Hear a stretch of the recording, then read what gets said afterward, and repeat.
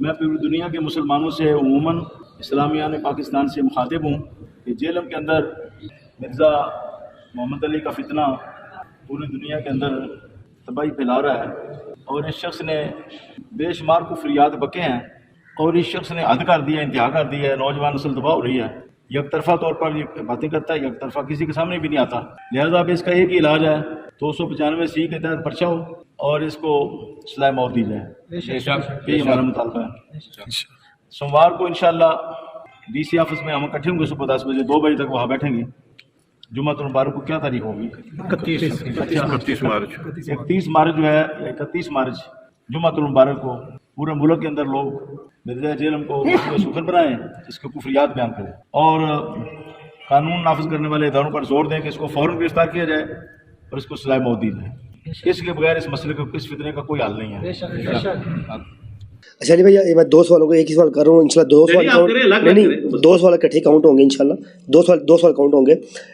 آپ کی 2 اسٹیٹمنٹ ہیں جس پہ اہل سنت کے بہت بڑے بڑے پلیٹ فارم پہ آپ کے کفر کے فتوے آئے ہیں۔ ہاں جی، بہت بڑے بڑے، میں فتویٰ دکھا سکتا ہوں آپ کو۔ پہلی اسٹیٹمنٹ جیسے کہ آپ نے ابھی پچھلے دن آپ کی ویڈیو اپلوڈ ہوئی کہ آپ نے اپنی زلفوں کو تشبیہ دی ہے نعوذ باللہ جانور سے، ٹھیک ہے، اور دوسری آپ کی اسٹیٹمنٹ کے لفظ چھوکرا آپ نے رسول اللہ کے بالکل سوال ہے، دیکھیں بالکل ایک سوال پہ زلفوں پہ آ جائیں۔ میں نے نبی اسلام کی زلفوں کا ذکر کیا یا اپنی زلفوں کا؟ اب اپنی کا۔ اچھا، پہلے تو میں بریلویت کو ان کی زبان میں جواب دیتا ہوں۔ میں دیتا ہوں، پتہ تھوڑی دائی ہیں، یہ بڑے فخریہ واقعہ سناتے ہیں کہ ہلاکو خان کی اولاد میں سے پہلا تاتاری جو تھا منگول جو مسلمان ہوا، وہ ایک صوفی بزرگ سے متاثر ہوا، ٹھیک ہے، اور وہ کہتے ہیں متاثر اس طرح ہوا کہ اس نے آ کے ان سے اتنا سخت سوال کیا کہ بتاؤ میرے کتے کی دم بہتر ہے یا تمہاری داڑھی؟ بڑے فخریہ سناتے ہیں، بریلوی نے لائق میرے کو ہے۔ پتہ ہے اس بابے نے کیا کہا؟ اس نے کہا اگر میں اپنے رب کا تابع فرمان ہو کے مر گیا اور جنت میں پہنچ گیا تو میری داڑھی کے بال بہتر ہے، ورنہ تیرے کتے کی دم بہتر ہے۔ تمہارے بابے تو داڑھی کو کتے کی دم سے برا گئے، آؤ نہ دار تلے تھوڑے بابے میں وڈے، بابیاں دے نظریات وڈے، آؤ نہ کون انہیں داڑھی نو کتے دی دم تو بھی بدتر کیا۔ تو پتہ ہی معرفت کی بات ہے کہ دیکھو کنی سونی گل کی تھی، لوگ سبحان اللہ کہتے سن۔ اچھا، تو میں نے تو داڑھی کی بات نہیں کی، میں نے زلفوں کی یہ بات نہیں کی ہے، میں نے یہ کہا تھا کہ زلفوں کی حفاظت کرنا ایسا ہے جیسے گھر میں آپ کوئی پالتو جانور رکھے نا، اس کی خدمت کرنی پڑتی ہے۔ تو مجھے بتائیں جب بھینس کوئی گھر میں رکھتا ہے اس کی خدمت نہیں کرنی پڑتی؟ کرنی پڑتی ہے۔ تو یہ لمبے جب آپ بال رکھتے ہیں نا، اس کی خدمت کرنی پڑتی ہے، جوئیں بھی پڑ جاتی ہیں، آپ کو دھونا بھی پڑتا ہے۔ اکثر بچے باقی بچوں سے جوئیں لے کے گھر آ جاتے ہیں، اگر آپ کے ساتھ کوئی بچہ لیٹا تو ایک آدھ جوں ادھر بھی چڑھ جائے گی۔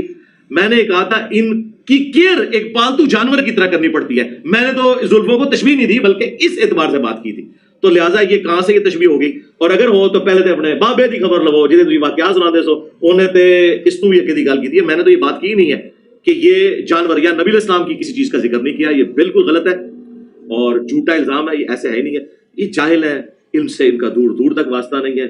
اب مجھے بتائیں، نبی الاسلام فرما رہے ہیں کہ نماز میں کتے کی طرف بازو نہ بچھاؤ، بخاری مسلم میں حدیث ہے، کونیاں اٹھا کے رکھو، لہٰذا انفی تو اکثر ان کی کونیاں نیچے لگی ہوتی ہیں۔ میں ان کو ساروں کو کہوں تو میں رسول اللہ کتا کہہ کے کہہ داڑ تھلے، ہاں کتے نے تشبیہ دیتی تو نبی الاسلام جب یہ مثال دیتے تھے اس کا مطلب یہ نہیں ہوتا تھا کہ انسان جو ہے وہ کتے سے بدتر ہے، یہ مطلب نہیں ہوتا تھا، مطلب ہے کہ تشبیہ دی جاتی ہے۔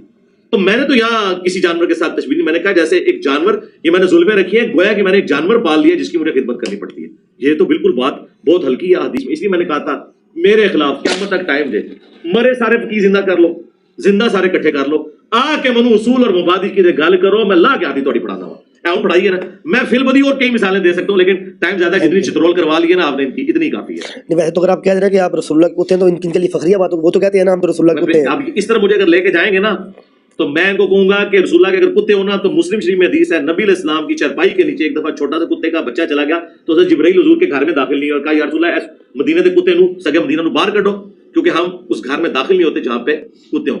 جہاں اوریجنل مدینے کا کتا حضور کی چرپائی کے نیچے گیا نا، حضرت جبرائیل نے حضور کو ملنے سے انکار کر دیا، اور مسلم کے الفاظ ہیں کہ جبرائیل تم نے وعدہ کیا تھا کیوں نہیں آئے؟ تو ان کا اس وجہ سے نہیں آئے، اس کو نکالا یہاں سے۔ تو یہ آپ کے سارے مولوی سارے بزرگ جو کتے بنے ہوئے ہیں یہ حضور کے گھر بیٹھنے کے اہل ہی نہیں ہے، ورنہ حضرت جبرائیل نے وہاں نہیں آنا، کیا کرو گے؟